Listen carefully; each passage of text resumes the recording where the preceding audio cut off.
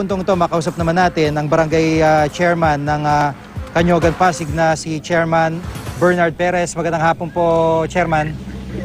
Yes, good afternoon, Gigi. Apo, sa ngayon po ba, kumusta po ang dami ng lamok dyan sa inyong lugar? Actually, talagang nakakagulat yung dami ng lamok, no? Very unusual itong nangyari dito sa amin. Dito ako pinanganak pero ngayon lang kami naka-experience ng ganitong klaseng dami ng lamok. Oho. At actually, hindi lang ho talaga Pasig, kundi kahapon sa Tondo, Quezon City, may mga ganong experiences din. So, kwento nyo po, ano po ang hirap na pinagdadaanan ng mga residente po ninyo dyan dahil sa lamok? Yes, actually, tama yun, Gigi. Talagang hindi lang sa Pasig yung madaming lamok. Actually, pati sa Quezon City and Manila, marami talaga.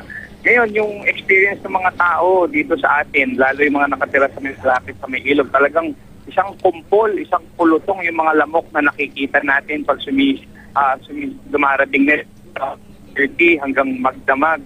Talagang napakarami na nung lamok. So talagang nakakairita, dapo, kagat. Pati din kami, yung mga tao natin sa barangay, talagang napakarami na rin ng kagat ng lamok. Opo. Paano po ang ginagawa nyong precaution bukod sa paglilinis sa mga kapaligiran? Mga pausok po ginagawa nyo? Ano po ni-request nyo sa DOH kung meron po?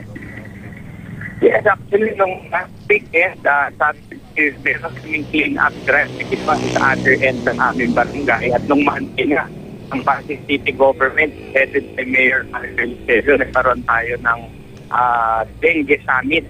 At ito nga, kaninang umaga, nagkaroon din tayo ng another clean-up drive na naman. Continuous kasi itong ginagawa natin na clean-up drive para malinis yung ating mga kapaligiran, especially dito sa along Marikina River na suspecha namin dito nang gagaling yung maraming lamok dahil talagang bumabaw na ng gusto yung tubig dito sa ating Marikina River. Oho.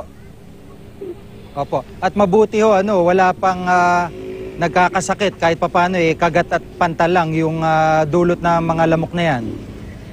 Yes, medyo swerte pa siguro, Gigi, no? At wala naman reported sa atin na mga dengue cases. Talagang yun lang, yung medyo irritating yung dami ng lamok na nararamdaman dito sa lugar natin. Siyempre, nagpapasalamat din tayo sa tulong ng city government at ng city health office. Talagang tulong-tulong po talaga tayo para mapuksa yung ating mga lamok. Opo, tsaka Chairman, paalalahanin nyo lang ho yung mga kapitbahay nyo dyan na kung maglalagay man ng katol, medyo ingatan ho yung pwesto. Baka naman kakabugaw ng lamok, magkasunog naman ho. Yes, siyempre, nagpapasalamat din tayo sa ating mga kabarangay na patuloy na naglilinis ng kapaligiran. Katulong din natin sila, no? At yung ating ginagawang pagpapausok, pati yung ating misting na ginagawa ay talaga namang ginagawa natin yon para maibsan yung mga problema tungkol dito sa mga lamok na to. Opo. Maraming salamat po sa pagkakataon si Barangay Chairman Bernard Perez ng Barangay Canyogan, Pasig. Salamat po. Thank you.